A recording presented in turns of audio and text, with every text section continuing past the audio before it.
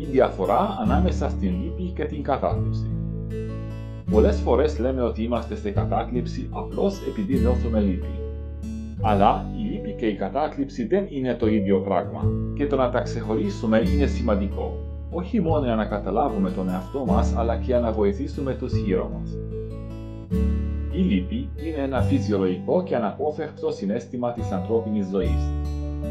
Εμφανίζεται όταν χάνουμε κάτι σημαντικό, όταν απογοητευόμαστε ή όταν βιώνουμε πόνο.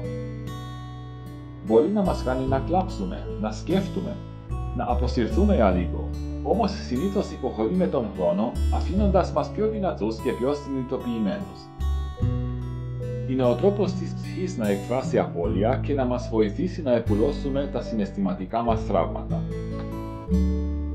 Η κατάθλιψη αντίθετα δεν είναι απλώς μια βαθύτερη λύπη, είναι μια πιο σύνθετη και παρατεταμένη ψυχική κατάσταση που επηρεάζει όχι μόνο τη διάθεση, αλλά και το σώμα, τις σκέψεις και τη συμπεριφορά. Το άτομο νιώθει συχνά κενό, εξαντλημένο, χωρίς ενέργεια ή ενδιαφέρον για πράγματα που παλιότερα το ευχαριστούσαν. Η καθημερινότητα γίνεται δύσκολη, οι σχέσεις επιβαρύνονται και η αίσθηση του νόηματος χάνεται. Η κατάθλιψη δεν είναι αδυναμία, ούτε έλλειψη θέλησης. Είναι ένα πραγματικό πρόβλημα ψυχικής υγείας που χρειάζεται κατανόηση, χρόνο και στήριξη. Δεν περνάει απλώς με θετική σκέψη ή με το να πάρεις κουράγιο. Όπως κάθε άλλη ασθένεια, χρειάζεται φροντίδα και επαγγελματική βοήθεια. Σε αυτό το σημείο η ψυχοθεραπεία μπορεί να αποτελέσει έναν πολύτιμο σύμμαχο.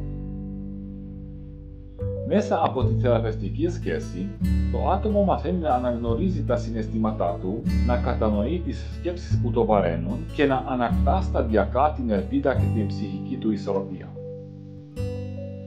Η θεραπεία προσφέρει χώρο ασφάλειας, όπου η φωνή του άνθρωπου μπορεί να ακουστεί και να βρει ξανά δύναμη.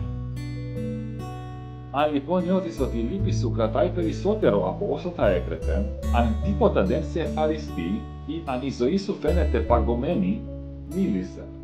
Μίλα σε κάποιον που εμπιστεύεσαι, φίλο, συγγενή ή ειδικό ψυχικής υγείας. Δεν χρειάζεται να έχεις όλες τις απάντησεις, αρκεί να κάνεις το πρώτο βήμα.